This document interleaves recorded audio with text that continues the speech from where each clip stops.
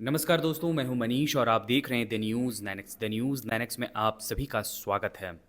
आज हम एक ऐसे मुद्दे पर बात करने जा रहे हैं जो इंडिया, पाकिस्तान और चाइना के बीच तनाव को नई ऊंचाइयों पर ले जा रहा है। पहलगांव आतंकी हमले के बाद भारत ने पाकिस्तान के खिलाफ जोरदार कदम उठाते हुए सिंधु जल संधि को रद्द कर दिया और पाकिस्तान का पानी रोक दिया। लेकिन अब इस जल युद्ध में चीन भी कूद पड़ा है और वो ब्रह्मपुत्र नदी की पानी को रोकने की धमकी दे रहा है। आखिर क्या है इस जटिल भू राजनीतिक खेल का सच?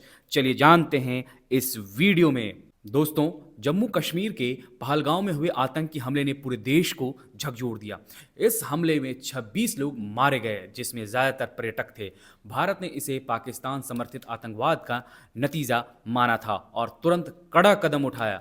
भारत ने 1960 में विश्व बैंक की मध्यस्थता में हुई सिंधु जल संधि को निलंबित कर दिया और इस संधि के तहत भारत और पाकिस्तान के बीच 6 नदियां, जिसमें सिंधु, झेलम, चिनाब, रावी, व्यास और सतलज का पानी बांटा गया था। पाकिस्तान को पश्चिमी नदियां सिंधु, झेलम, चिनाब का अधिकांश पानी मिलता था, जो उसकी 80% खेती और बिजली उत्पादन की लाइफलाइन है। लेकिन भारत ने अब चिनाब नदी पर बगलिहार और सलाल बांध के गेट बंद कर दिए, जिससे पाकिस्तान में पानी का स्तर 15 फीट तक गिर गया। सैटेलाइट तस्वीरों से पता चलता है कि पाकिस्तान में सूखे की स्थिति बन रही है, जिससे उसकी कृषि और इकोनॉमी पर गहरा संकट मंडरा रहा है।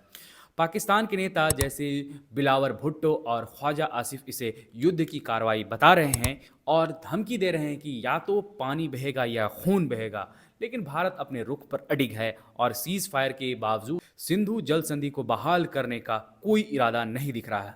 इस जल संधि में अब चीन ने भी एंट्री मार ली है और वो भारत को धमकाने के लिए ब्रह्मपुत्र नदी को हथियार बनाने की बात कर रहा है।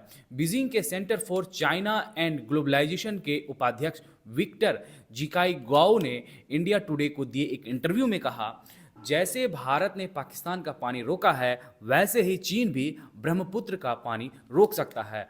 आप दूसरों के साथ वैसा मत करो जो अपने साथ आप नहीं चाहते हैं। ब्रह्मपुत्र नदी, जिसे चीन में यारलुंग तत्सांगपो कहते हैं, तिब्बत से निकलकर भारत के पूर्वोत्तर राज्यों असम, अरुणाचल प्रदेश, मेघालय और बांग्लादेश में जाता है। ये नदी इन राज्यों की खेती, बिजली और जीवन के लिए रीढ़ की हड्डी है। लेकिन चीन ने तिब्बत में ब्रह्मपुत्र पर कई बांध बनाए हैं और हाल ही में दुनिया के सबसे बड़े जल विद्युत बांध की योजना का ऐलान किया है। चीन ने 2022 से भारत के साथ ब्रह्मपुत्र और सतलज नदियों का हाइड्रोलॉजिक डेटा शेयर करना भी बंद कर दिया है, जो भारत की बाढ़ चेतावनी और जल प्रबंधन के लिए जरूरी है। एक्सपर्ट्स का कहना है कि अगर चीन ब्रह्मपुत्र का पानी रोकता है तो भारत के पूर्वोत्तर में भारी तबाही मच सकती है। खेती, बिजली उत्पादन और रोजमर्रा की जिंदगी पर गहरा संकट पड़ सकता है।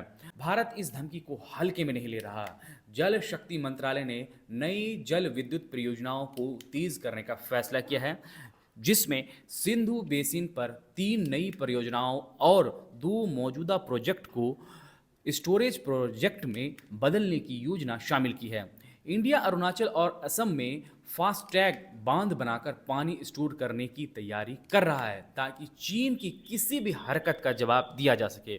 सामरिक विशेषज्ञ ब्रह्म चेलानी का कहना है कि भारत के पास वियना कॉन्वेंस के तहत सिंधु जल संधि की पूरी तरह बाहर निकालने का विकल्प भी है। साथ ही भारत ने अफगानिस्तान के साथ काबुल नदी पर शहतूत बांध परियोजना को तेज कर दिया है, जिससे पाकिस्तान की जल आपूर्ति और कम हो सकती है। वहीं बता दें कि प्राइम मिनिस्टर नरेंद्र मोदी ने इस मामले पर कहा है कि अभी तो हमने कुछ किया ही नहीं है और उनके पसीने छूट गए हैं। ये बयान भारत के आत्मविश्वास को दर्शाता है कि वो न केवल पाकिस्तान बल्कि चीन की चुनौतियों का भी सामना करने को तैयार है। अगर चीन ब्रह्मपुत्र का पानी रोकता है तो भारत के पूर्वोत्तर राज्यों में सूखा, बाढ़ और आर्थिक संकट का खतरा बढ़ सकता है।